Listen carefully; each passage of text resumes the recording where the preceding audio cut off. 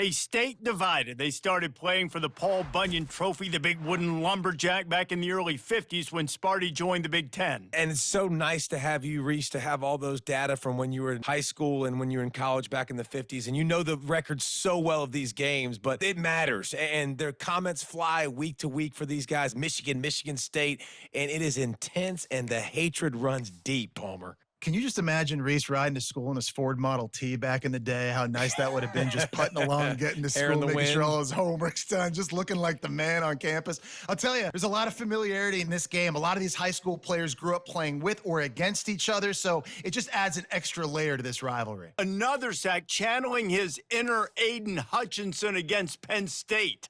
And that is high praise when you start comparing somebody to Aiden Hutchinson. Michigan. This guy is a force on this D-line. You think about Michigan football defensively, they've got dudes up front. Aiden Hutchinson, Brandon Graham, Mozzie Smith, Rashawn Gary, guys that can win one-on-one and change and force your game plan to have to adapt for them. You need to double team these guys if you want to have any chance. This is that type of player. He's got so much ability. As a former quarterback, I definitely never had the guts to ever want to be a return man. And that right there is the reason why, guys. I don't need anybody having a 50-yard run at me trying to take my head off. So listen, I mean, I feel for that return guy. He's lucky, though, that his group of guys was able to jump back on the ball.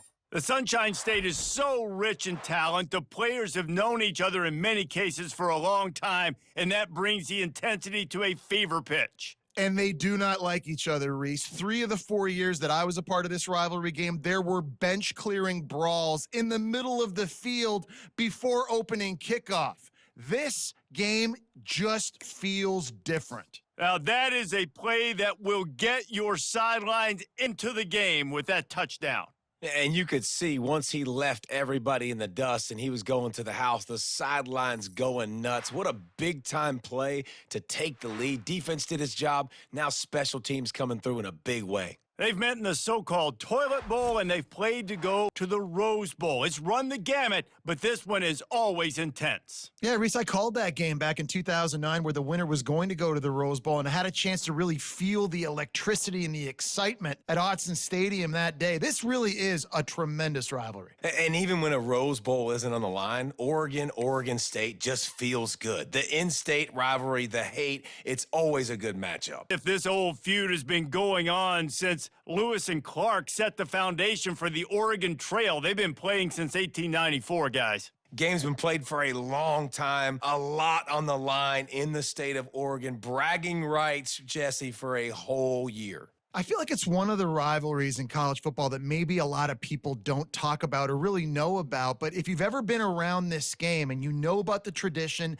and the history and the emotions surrounding this game, this is easily one of the best rivalries in college football. A program whose history is built on speed. Oregon just ran away from the Beavers last time. And the Ducks were ready to play a year ago. They were ready for a war. They came out, they took it to Oregon State. They didn't back off, Jesse. That game meant a lot to them. Yeah, they just caught fire early, and Oregon State couldn't put the fire out. They had no answers. Every possession Oregon had, it seemed like they were going up and down the field. So a big challenge for Oregon State in this one is to try to get off to a great start. You got them backed up. You got them in a 4th down situation. You got the play initially stopped, but playing scrambling quarterbacks, you got to play the second play and the third play because they just keep running around, making things happen, and the QB does a great job on 4th down, getting in the end zone, making the big play. This rivalry can fly under the radar from time to time, but trust me, the Gamecocks and Tigers do not like each other. And it doesn't fly under the radar to the people in South Carolina because there's always a debate of Clemson versus South Carolina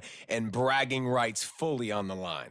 What's fun about this game is that someone gets to play spoiler. And in recent years, we've seen Clemson in the national championship picture late in the year. Regardless of what South Carolina's record is, they are trying to ruin Clemson's season. The Tigers pulled out a close one the last time they saw their Palmetto State rivals. And Clemson, they were sleepwalking early in that game. They know when they play South Carolina, they're going to get their A-plus effort. They're going to have to take some haymakers, and they got to wake up in this one, David. I think it's tough late in the season, regardless when you play. The rivalry is deep. The hatred is deep. Even when seasons are out of touch for South Carolina, they can put an exclamation point by beating Clemson at the end of the year. It's a basketball state. There's no question about that. But when they square off for the Governor's Cup, oh, football is big time. Oh, it's so beautiful, too. And usually interconference rivalry game, it means a lot to these fans, and the bragging rights are rich. Yeah, you're right, guys. It's not just horse racing in the Commonwealth of Kentucky.